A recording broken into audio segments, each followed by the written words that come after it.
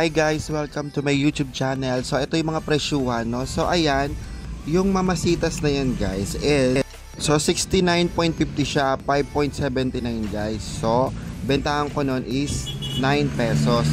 Ayang UFC naman guys, so 10.75 siya guys, 14 pesos ang benta. Kasi bawat produkto ko guys 3 pesos. Ito naman 9 pesos ang benta ko dyan guys, yung mga beef, pork cubes, beef cubes, ganun. Buhunan niya 35.75, kaya 9 pesos ang bentahan ko ng mga yan. So ayun na nga, naglilibot-libot pa si madam. Ayan, bumili rin uli ako niya kasi mabenta talaga yung pork dito talaga sa ating sari-sari store. At nakita nyo kay Bandong, no, ang ganda ng ano nila, mga arrangement. Ayan, libot-libot pa si madam. Tapos bumili rin si madam ng stick na coffee. So 4 pesos po ang bentahan natin ng stick na coffee guys. So ayan naman guys is 15 pesos yan ang bentahan natin. Yung Nescafe Classics 28.75, 4 pesos. Tapos yung Coffee ko Brown guys is 59.75, yung 5 piraso guys. So kaya 15 ang bentahan natin yan. Same din ng Coffee ko Black. Ayun guys, 59.75. Yung Blanca lang talaga ang mahal guys, 61.75, pero 15 pesos pa rin ang bentahan ko dyan guys, no? Taglilimang tay sila. Ayun, pero pagka ano, yan, umaabot siya ng 59.75 plus 59.7, ano yun, 100 plus guys. Ayan naman guys, yung Great Taste Choco naman yan guys, 62.75, 16 pesos ang bentahan ko niyan. So sa inyo pa rin guys ha, depende pa rin sa inyo kung magkano nyo binibenta yung mga produkto na to. Ito ay mga gabay lamang, kayo pa rin ay ang masusunod sa inyong presyuhan. So pansin nyo, palibot-libot si madam kung ano-ano ang gusto niyang bilihin. So sa halagang 7k lang naman ito mga madam. Wait, asa na nga ba tayo guys? Ayun nga guys, hindi tayo para-paras ng presyuhan. So eto na mga guys, 18 ano lang dito kay Badong, yung mura. So yung mga juices na tang 18.75, kaya mabebenta natin siya ng 22 pesos. Ang mahal lang dyan yung Nestle Apple, 19.75. So ang mabebenta natin siya 23 pesos. Basta add 3 lang naman tayo guys. Pero kayo pa rin po ha, sabi ko sa inyo, kayo pa rin po ang masusunod sa presyuhan. So kasi mga ilang piraso lang naman yung binibili natin. Tignan nyo nga sa 7,000 guys, ang konti na lang talaga ng mabibili natin, di ba? Ayan ang katotohanan sa pera ngayon. Tumataas ang value, kaya kailangan yung mga paninda natin kahit konti dapat marami. Yan, 'di ba? Kasi yan guys, 'di ba pinalagpalit si madam, taray ng cellphone. Pwede siyang maliit, pwede siyang malaki. 'Di ba? Gusto mo 'yon? So bili na kayo ng cellphone guys, Honor 90, no? Yan. So, ayan yung cellphone ko ngayon, pwedeng wala pwede siya hindi siya pabilog, pero ano siya guys. So bumili naman ako ng Gatorade guys. Yung Gatorade dito guys medyo mahal, no, kasi add 10 ako sa mga Gatorade guys kasi di naman talaga na fast moving yan, pero malaki ang tubuan. Ayun ang maganda doon, di ba? Wait lang guys. So Star Margarine guys, 13 pesos ang bentahan ko, 10.25 siya guys, no. Cheese Whiz naman, no, 16 ang bentahan ko niyan guys.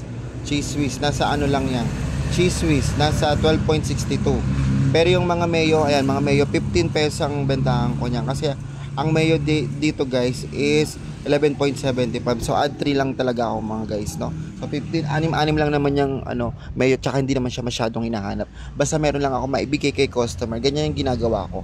Kinakalat ko yung paninda. Ibig sabihin kinakalat, binibili ko ng mga hinahanap nila, sinasabing ko wala lang, para pag next na punta nila dito, meron na kahit pa konti-konti lang. Ayon ang diskarte sa pagsasari-sari store. So ayan guys, dito ayan na, pansin nyo naman, ang pansit canton nilang malaki ay pansit canton na malaki 19.25 guys. So add 3 lang din tayo dyan, so 22 pesos. Yung pansit canton na maliit guys, 14.25 guys. Add 3, 17 pesos. So 25 pesos naman ang bentahan ko sa mga cup noodles. So 22 pesos siya dito kay Bandong. At kung hindi ka pa nakasubscribe guys, please like, share, and subscribe my YouTube channel para updated ka sa mga bago kong video at presyuhan at puhunan dito lang sa Sari-Sari Store Vlog ni Madam Juday. At yung ano pala nila guys, bumili ako ng Hinebra dyan, 2 case na Hinebra guys, 1,400 na. So 58 pesos, no. So ang bentahan ko, may 12 ako sa gin guys, bentahan ko sa gin ay 70 pesos. Yung patis naman, 13 pesos ang bentahan ko dyan guys. 10 point something yan patis na Lorin. So, ganito rin ba kayo guys? Pumibili kayo ng mga produkto nyo, paunti-unti lang din, pero paunti-unti siya pero maramihan, 'di ba? Ganun yan. Tapos bumili na rin ako niyan, guys. Crispy fry kasi naubusan na ako. 21 pesos ang benta ko niya. Plus 3 din ako diyan, guys. Ganun lang naman ang mga bentahan. So mga nasa ano lang yan.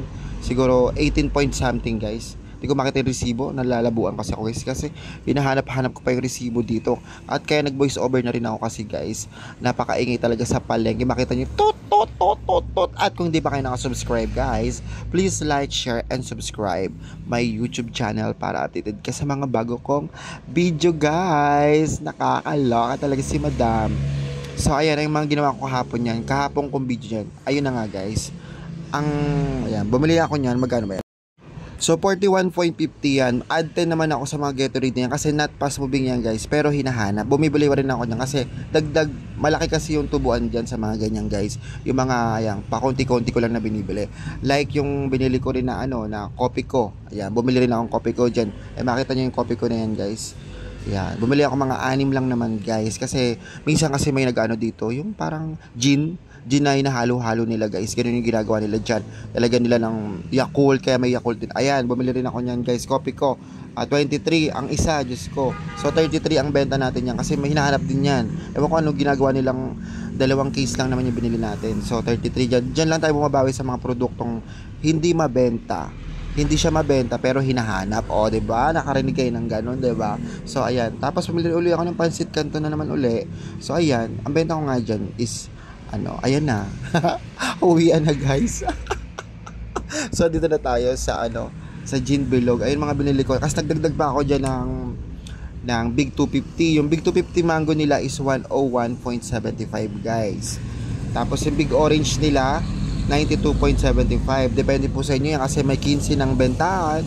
So plus 4 ako sa mga ready to drink na mga beverage keneme ganun guys. So ayan guys, yung vlog natin for today na malengke lang tayo kahapon. So ngayon, display naman. So ganun talaga ang buhay ng sari-sari store guys. Bili mo, display mo, at sana nagustuhan niyo naman tong uwinom ako ng kape guys At nagustuhan niyo naman tong vlog ko for today's video guys, no? Maraming salamat po sa ilang taong pagtutok kay Madam Duday. Mapa-ups and down, kayo po ay laging nakatutok. Maraming salamat po. God bless, mabuhay po lahat ng mga negosyante.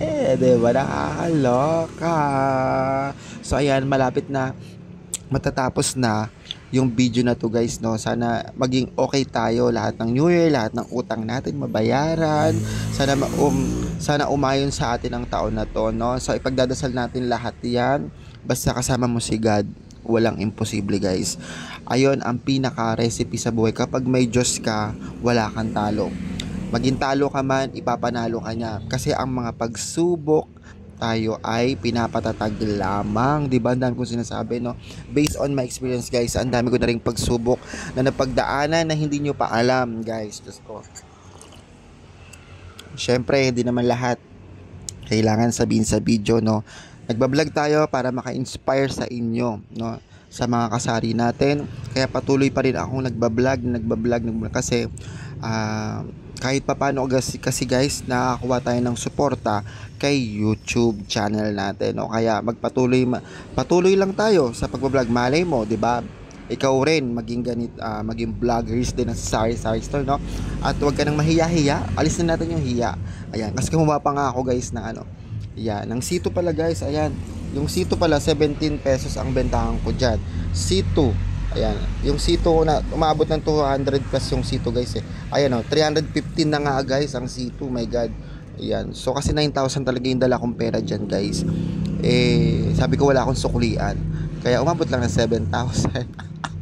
Nagtipid talaga ang bakla. Talagang calculate ko lang talaga yung mga bibilihin ko dito kasi nakailang bili pa lang tayo. 1, 2, pangatlong bili pa lang natin to, 'di ba?